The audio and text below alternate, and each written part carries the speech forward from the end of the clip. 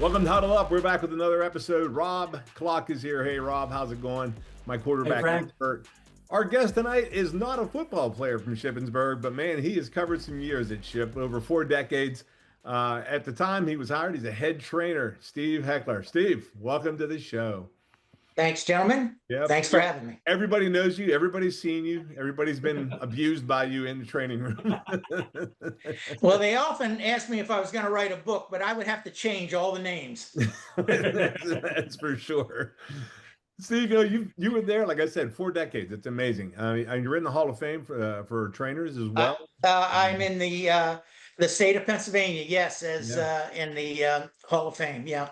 And I'd say of all the guests we've had, you and Rob have the best backgrounds of any guest that we've had on the show. I mean, it's just the coolest. Yours looks good.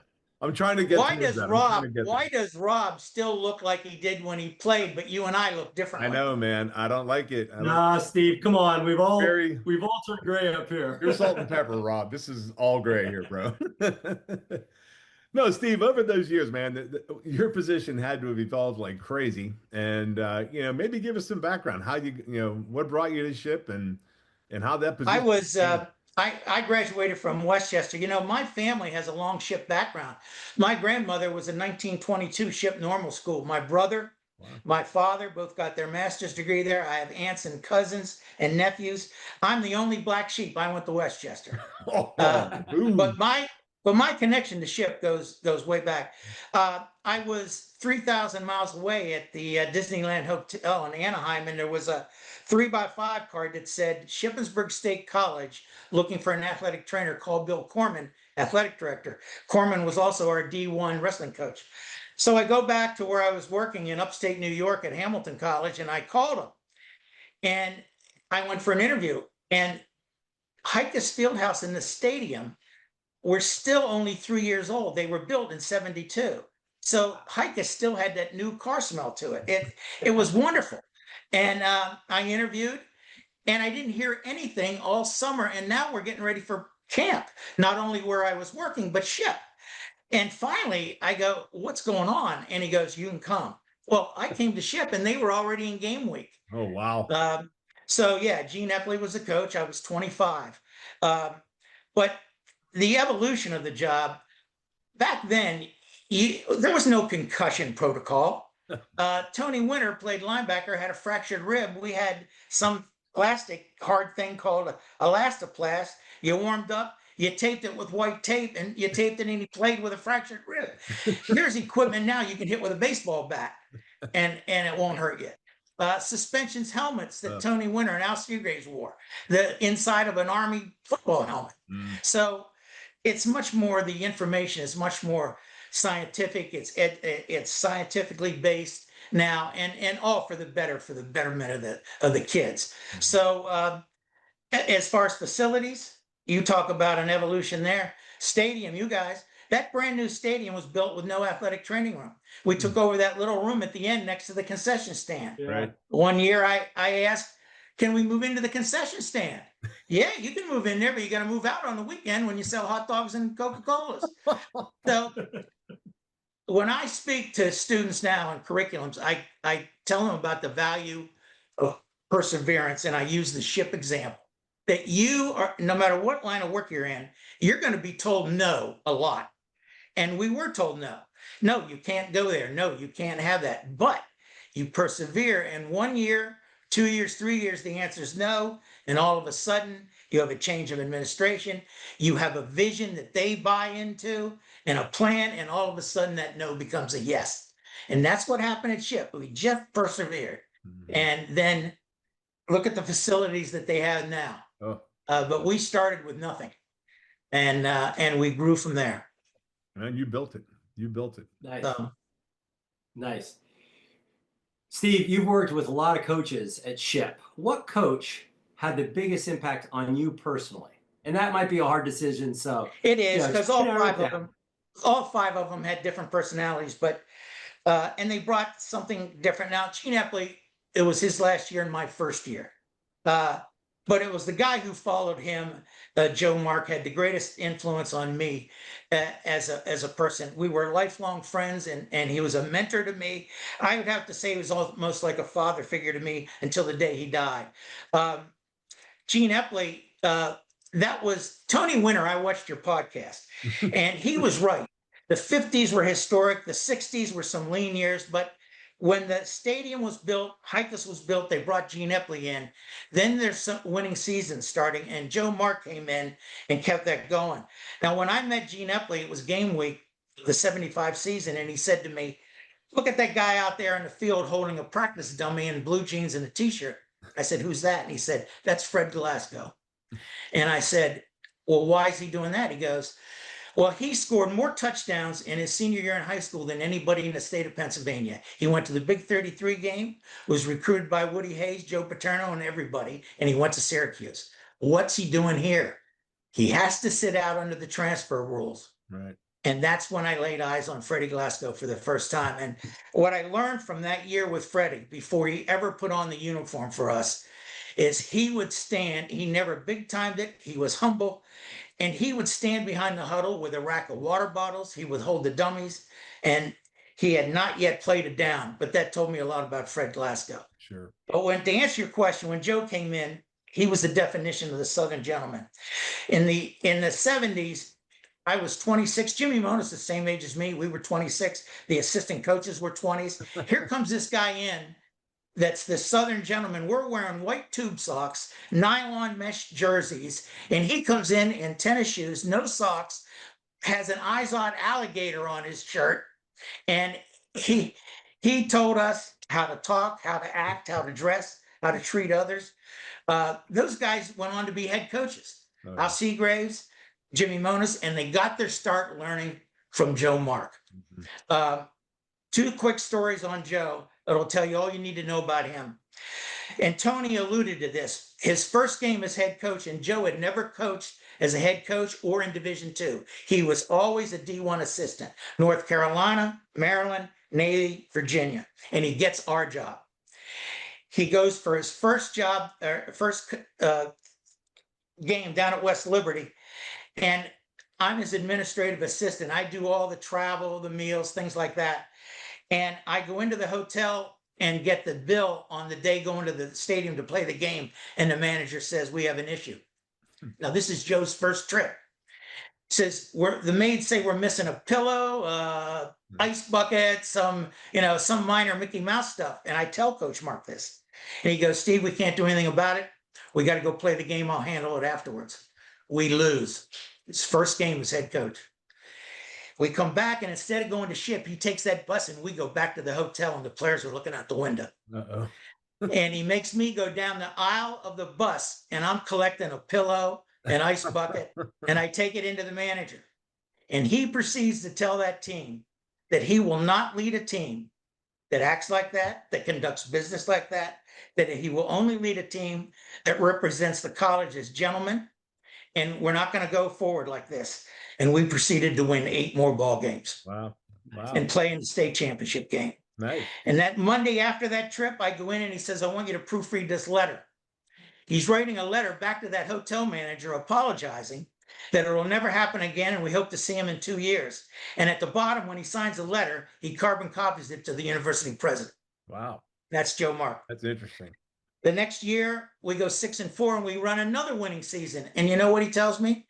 "Well, I just was up to see the president, and I told him that that's not going to do. We're going to do better." And I went, "Joe, we just had a winning season. What are you talking about?" And he goes, "We can do better." And we did. Yeah. And the 78 was the famous scrimmage game. And then I learned a lot from Joe Mark. We scrimmaged them, but we beat Clarion to win the West, and we were going to the state game 2 out of 3 years as Western champs. And the Clarion AD learned about it, turned us in, because now Clarion will go in our place. Al Seagraves and I went into Coach Mark's office, and we said, "Coach, we can get out of this. This is easy. The scrimmage counts, our 10 games count, but if we don't play James Madison at the end, non-conference, we can still play the state game and we won't go over the limit." Oh. Joe goes in, and I go in with Al Seagraves, and we run that by him. And he says, "Sit down. What about the James Madison players? I look at Al and I go, I don't care about the James Madison players. We want to play in the state championship game. Right. Right. And he proceeds to tell us, well, what if you were a senior in your last game at James Madison and we canceled? Hmm. We were in the wrong. We will honor our contract. We will go to James Madison and we will play. Yeah. And that was Joe Mark. And that's the day I learned the definition of what sportsmanship looked like. And one last thing on Joe is we're playing IUP at home, and we practice Friday first, and then they come in. And Joe Mark, I call him at his house because somebody leaves at the IUP practice, leaves their full scouting report against us. And I have it in my hands. I have it. I call him at his house. Coach, I've got the IUP scouting report. I'll bring it over to your house immediately. And he goes, Steve, we're prepared. Throw it back in the trash can. Mm-hmm. Well, I told Monis and those guys at pregame breakfast Saturday, about 3 of them wanted to run out to the stadium and look in the trash can. So, but, and then Vito followed along, and we had the famous Slippery Rock game. And that's when Vito and Joe were similar and different in ways. Mm-hmm. They were William and Mary teammates. Joe was the quarterback. Vito was the receiver. They had coached together. And Vito was now our defensive coordinator. And when Joe left to go back to UVA, there was no national search. Joe emotionally said goodbye, and Vito walked right up to the podium. But in '79, we go to Slippery Rock, and I learned Vito. It was brilliant. And you were there. The Slippery Rock coach all week was saying the eyes of the nation are on Division II, Slippery Rock, blah, blah, blah, and they were tight as a drum.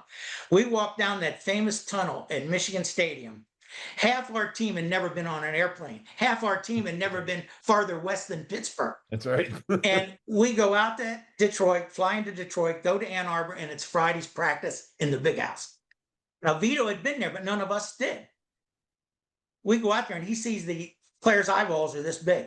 And not only the players, but Jimmy Monis and me and everybody else are like this. And he was brilliant. He blew the whistle. Somebody wanted to line up for calisthenics, and he sensed it. And he blew the whistle and said, stop. Everybody take 15 minutes and do whatever you want. We'll come back and start in 15 minutes. Guys were in the end zone doing snow angels. Guys were running up, looking in the press box. It relieved everything. Mm-hmm. And Slippery Rock was tighter than a drum. Mm-hmm. I think they fumbled the snap twice. Yeah. My brother Billy said they stumbled coming down that famous tunnel, but that was brilliant. And the next Vito Regatta was the '81 North Dakota State game, and that was cold. And my counterpart at North Dakota State said, "Steve, if it was going to be this cold, we should have just played in North Dakota." Right. but anyway, the TV guy we were in with, ABC Regional TV, a first ever for Ship. And the TV guy was a Division I guy that Vito knew, mm-hmm. Another Italian, Rick Forzano. And he had been the head coach at Navy and in the NFL at the Detroit Lions. And he's interviewing Vito, the two Italians. Now, he's up here and Rick Forzano's short. And after the national anthem, I'm standing next to Vito on the sidelines for kickoff. And Rick Forzano takes that ABC microphone, and this is typical Vito. Puts the microphone up there and goes, well, coach, what's it going to take to win today? And Vito looks down at him and goes, more points. Classic, yep. So, then Coach Bott came in after that and brought the wing tee. I watched Kenny Pickett's podcast, and he paid a great respect to Coach Bott. And then after that, Rocky. Mm-hmm. And, Rocky and I go back to our Westchester days. We're a year apart. I told you, Fran, earlier that when we would play Westchester as a crossover game, we didn't play them every year, so it was very rare. And Rocky and I you want to beat your alma mater badly. Oh, yeah, sure. And in those games, I would bring in my yearbooks of Rocky's sophomore, junior, and senior years and lay them at my desk at the stadium of all his pictures. Number 32, all conference, little all American. And when the players would get off the taping table or the treatment table, I'd say, go into my office and take a look at those books. And I'd listen to the players. They'd go in there and they'd go, wow, That's Coach Reese. He's got a full head of hair, black hair. Look at those guns. Look at those arms. And then the one guy, priceless, goes, we thought Coach Reese was a lineman. Well, You would think man, that. hey, I call Rocky at his house at night and I'm telling that. And he takes a good joke. But, oh, yeah. And that's what I was going to ask you. I was going to ask you about Rocky next because I know just one of the winningest coaches ever at Shippensburg. I know you guys had a great relationship. I got a great picture of you and him and a couple other guys smoking some cigars. Smoking cigars. I've seen the picture. Yeah, it was after Shepherd. Yeah. What was it like, working under him, working with him? Well, it was great because, as I said, we go back to our alma mater together. Rock was a tough nut, but he had a big heart. And I was going to do it at the end, but since we're talking about Rocky, I'm going to show it to you now. Everybody brings their own culture. That's the big word now, your culture. So 5 head coaches, they put their own stamp of personality on it. Well, Rocky comes in there and it was a national search. And guess who were the 2 finalists? Rocky at Susquehanna and Al Seagraves at the Citadel. Now, Al's an alum. Right. So we're interviewing an alum. And which would have been, if we hired him, it would have been before we hired Mac. And it came down to the 2 of them. And I think it worked out okay because Rocky got the job and Al later got a 1AA job at Elon in North Carolina. Mm-hmm. But Rocky's first camp opened at 5:30 in the morning, on the field at 7. Mac said this to you, that it's nothing like, it's a country club now. On the field at 7. Scrimmage in the afternoon after lunch, go to dinner and back on the field, go home at night, start all over again. I mean, I was whooped. Mm-hmm. And so I went out and I bought T-shirts for the players when camp was over of Rocky's first year. And they were so popular that I had to go to the sporting goods store and reorder them. And even some of Rocky's assistants bought the damn thing.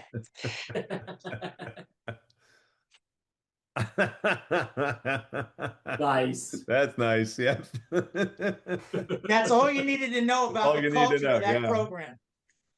Max following in his footsteps.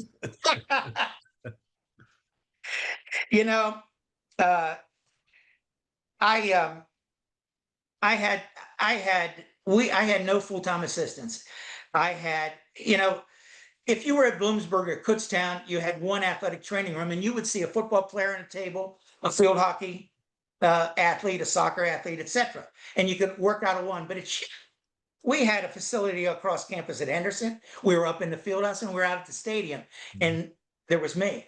So to this day, I don't know how you get one person in 3 locations. So gradually you add one graduate assistant, then another graduate assistant. Well, I counted them up, and it's very close to 50 GAs that I hired in sports medicine. Now, they had to come from other places around the country because SHIP did not have a curriculum. And I couldn't have done the job without them. And they wound up leaving me and having careers as the head guy at Bloomsburg, at Kutztown, at Susquehanna. Every August at the Williamsport Little League World Series, I'm proud I see a former GA. He's running the show up there. My latest GA, before I retired, he's the very successful athletic director at East Stroudsburg. Wow. So I couldn't have done the job without them. And then I had those students that work for me. And the people that are there now at SHIP, Wes Malacone is the director of sports medicine. He reminds me that he was 25, just like I was when he took over from me. He's finished his 23rd year. Wow. I had 27. I'm only a Westchester, not a math major, but that to me is 50 years, and that's a good article for somebody. That is, 50 years of sports medicine at SHIP. He has an assistant that was an undergrad of mine. So I'm very proud of what they've done. I'm proud of the administration there today that has given him 4 full-time assistants to do that job. I'm proud of the GAs I had because we did the best we could with what we had. The facilities now are with the new locker room, that athletic training facility that we designed out there. I think they're the best in Division II. I remember Mac as an 18-year-old freshman, Rob Davis. I wish I had Rob's freshman physical exam. I don't think he was 200 pounds, Rob Davis. Yeah, he was Mac, light. Mac, there's pictures of Mac. He used the entire tape budget. I saw pictures of Mac. He's got tape around every pad. Franny, we were so poor back then with a budget that if I wanted to put a pad on Mac's hand or your hand, I'd go across the hall with a pair of scissors and cut open pads and then use them and recycle I remember you cutting pads and taping them. them. Yeah, Uh-huh. yeah. I do remember that. But my first question was, how has it evolved? And it's evolved very well. Yeah. I have to thank Dr. Sedia because I can have a vision of what I wanted to do and I can have a plan. But unless you have somebody to buy into that supports you, it's not going to get done. Yeah. And he took care of me, he took care of my family. Dr. Prabula was the AD then. But it was a great place to raise a family, safe environment. Franny, to be 27 years on a college campus, I got to meet Arthur Ashe.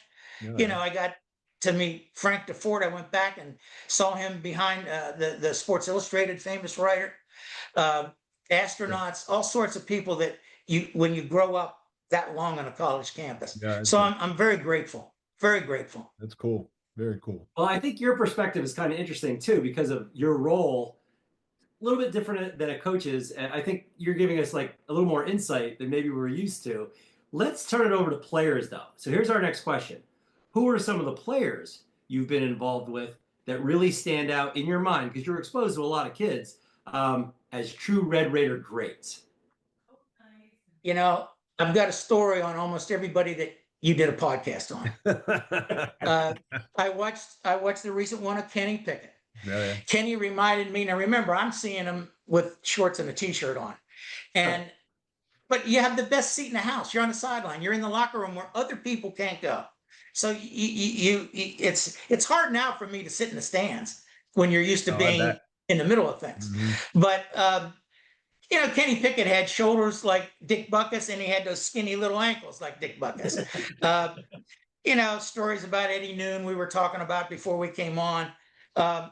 Gick and all those guys. Fick. Every one of them. But it's hard to pick one. But the first one, the thing with Freddie Glasgow was we've remained friends for 50 years. Mm-hmm. He's honest. He's got integrity, and the other guys do too. But I kind of started with him in '75. I watched him go in the Navy and be a fighter pilot. I asked him, how many times did you ever land at night and during the day on a pitching aircraft carrier? I thought he was going to say 70 or 50. Over 350 times landed on an aircraft carrier. Yeah. And I'm very proud of Freddie. I'm proud of all of them. And if this was a 3-part series, I could tell you a story on every one of them. I'll tell you what, though, the thing about that 81 season was player-led. And man, I'm glad I didn't forget this. Cal and Pizicki, and this had never happened before or after. And I think it had so much to do with, we had athletes, but it had to do about winning them all. Mm-hmm. Those guys, team was player-led. Most teams anywhere, whether you're Andy Reid or wherever, you got to go in and you give the pregame talk, blah, blah, blah. That season, Cal and Pizicki, Dave Calvario 11 times gave that look at the man in the mirror speech every single time. And if you don't believe me, you go into the bathroom and you look at yourself in the mirror and tell me what you see. Mm-hmm. Jimmy Monas and everybody, we wanted to go be part of that. And Vito said, stay back in the coach's locker room, let them alone. Mm-hmm. It was player-led. Mm-hmm. And when it was time to go, Vito simply walked out and said, let's go. Mm-hmm. It was already prepped by Pizicki and Cal. Yeah. And I'm glad I didn't forget that because I've never seen that since. Well, and I don't want to interrupt you, Steve. Just being a part of that, Cal's one of my best friends. We were roommates all through at the end of college. And you're right. Every game he gave that speech, every game we were ready to run through a wall to go out and play on that field. And you are correct. It was player led.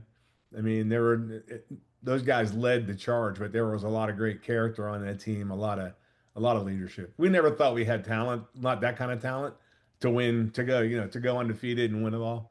But boy, there's a lot of heart. When you can have a team that's player led, you are more than halfway there.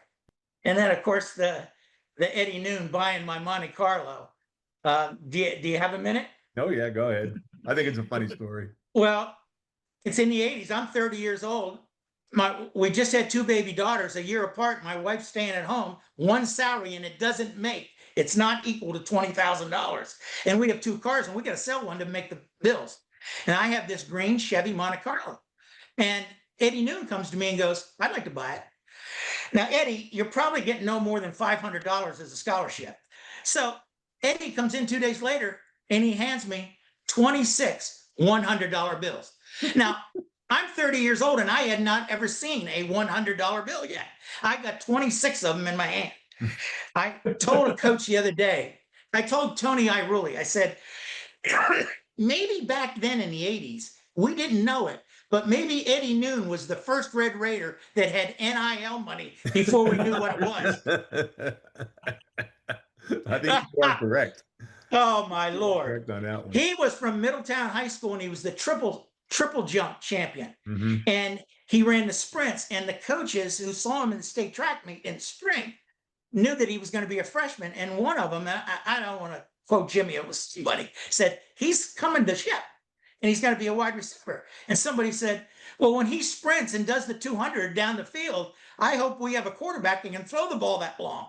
And of course, we wound up having Tim Ebersol, who could throw it that long. Yeah. Classics. But yeah, there's we were on here an hour. That's okay. That's okay. No, you're doing great, man. I mean, you kind of talked. You answered my Vito Ragazzo, Joe Mark question. I was going to have you compare them, but you really you did that for me, which is great. The Vito's family did a class act. They when Vito died, they packed up and shipped his 1981 National College Coach of the Year and gave it to Mac to display in his office. Oh, nice. And there's a lot of, Rob, there's a lot of coachings a year, every division, everything now. Back in 81, there were only 2 Coach of the Years. Danny Ford won the national title at Clemson, and he got the National Coach of the Year, D1, Major College. And the only other Coach of the Year was Shippensburg State College, Vito Ragazzo. Yeah. Wow. And they sent that. I thought that was a class act that they sent that back to Mac. Mm-hmm. Yeah. I was there when Mac was a player. I don't have any regrets. Well, one is I retired after John Kuhn's freshman year. I mean, who does that? Now, why not wait 3 more years? That was dumb. The other thing was, and you should know that after I left, Rocky held the record of 5 touchdowns in the PSAC for 20 some years. And when they went out to Cal and were killing Cal, John Kuhn was on the bench, and somebody called down to Rocky, game's about over, and John tied him with 5 and said, Rocky, do you want John Kuhn to break your record? And Rocky said, go ahead, put him back in. No, he did. And John scored 6. Wow. Now, the knowing I'm on tonight and knowing I better fact check, I called Bill Morgul, the SID, and I got clarification on that. I told you we don't fact check anything. Yeah. But when you put this, hey, I'm on YouTube at night and I see it up there on national YouTube, I know it's out there. I did fact check when Rob told me he threw for over 300 yards against Edinburgh. I had to fact check that one. Steve, that's another. Steve, if you could get back on that story you told me too about the rain game, the halftime rain. I thought that. It was 82, Rob, and Vito was the coach, and we're playing Westchester, and all week long I'm wearing Westchester undergrad stuff that at age 30, back then I could still get in, and they know that I'm fired up, and you want to beat your alma mater more than anything. And it's homecoming, it's Westchester, Vito's coach, and it's a packed house, and we're losing at halftime, 22-0. We're shut out. We go in at halftime, and it's a torrential downpour. Now we're down 22-0, and it's a torrential. We go out to start the 3rd quarter. There is no one in the stadium. Would you? I mean, I saw our president, Sedia, and the Westchester president in the parking lot with their windshield wipers going back and forth, smoking cigars. I would have rather been in there with them. It was terrible. Rob, 22-0. That game ended 28-22. We won. And up on that shelf up there, the players gave me the game ball. When you hear a pro athlete or a college athlete say they sometimes can't remember the score or they don't remember even some of the games, but they miss the players, they miss the people. That's who I miss. When you do a job for 30 years, I don't miss doing the job. I did the job. What I miss is going in to see the secretary, is to see the other coaches, to see all the players, and to be in the inner sanctum in an athletic training room and see them. One of my best experiences was having a relationship with our longtime team orthopedist, Dr. Richards. He was like a father to me and a mentor, and I learned so much from him. And it's those type of things. I think I'm proud to see that Wes Malacone is sitting in my old office and chair. Of course, it's probably a new chair and a new office now. But, I have a lot to be proud of. I'll think of it tonight when I pour myself a vodka tonic and go over this video. But it's hard. Yeah. I think it's the friendships. I mentioned the one about Freddie and others. But, when you did Brian Gilbert, I hadn't talked to him in ages. I picked up the phone and I called him after I saw your podcast. Yeah. That's what the Red Raider for Life's all about. Oh, yeah. Kenny Pickett said he's going to go maybe out to see his son play with the Raiders. Well, guess what? In 2 weeks, I'm going to Kansas City to see the Chiefs play the Raiders, and I'm going to see Rob Davis in the visiting hotel room, and now maybe I'll see Kenny Pickett. Oh, yeah. Nice. So it's those connections that you guys are doing. Brian Gilbert's dad was vice president for Johnson & Johnson. And when you see the Alabamas and those big guys that have those giant Gatorade stuff and all that paraphernalia, well, we're Division II. And we had that. And some of my colleagues would say, how are you getting all that stuff? And I went, we have a quarterback that his daddy's vice president of J&J. And we had all sorts of stuff. The one I want to call Brian Gilbert on, and this I did not fact check, but I've only ever seen that road going out past the baseball field, out to the practice fields, to the stadium. I saw a burgundy Rolls Royce go out to graduation of Brian Gilbert's year of graduation. And I had never seen, and neither of you, a Rolls Royce going out at Ship. And I just want to ask Brian, was that his father? Well, I know we've talked to Rob Davis and Kenny Pickett, and Ken Pickett, and we said, we're coming out. We're doing a road trip. I heard that. We're going to do I heard that. We're going to do a live remote from Vegas for our hey, Huddle Up. when you did your podcast to Rob Davis, I'm watching that. And Rob makes a comment, oh, yeah, Steve Heckler, put ice on it and all that. Well, I called him. And I go, I really enjoyed that. You did a great job.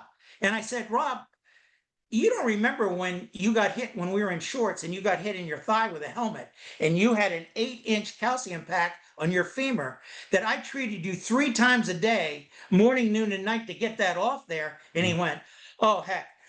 He apologized. I'm so sorry. I didn't mean that. I didn't mean that. So that's what I'm saying. I can go through every one of your podcasts, and the one I remember, Steve, was we had that whirlpool that I think you had a lot to do with getting in there. And you used to make us sit in there on Sunday mornings and you would fill it with ice. Yes. And we would sit in there. And I remember being in there with Bobby Plummer and you made us sit in there for, I forget how much time it was, but it was cold.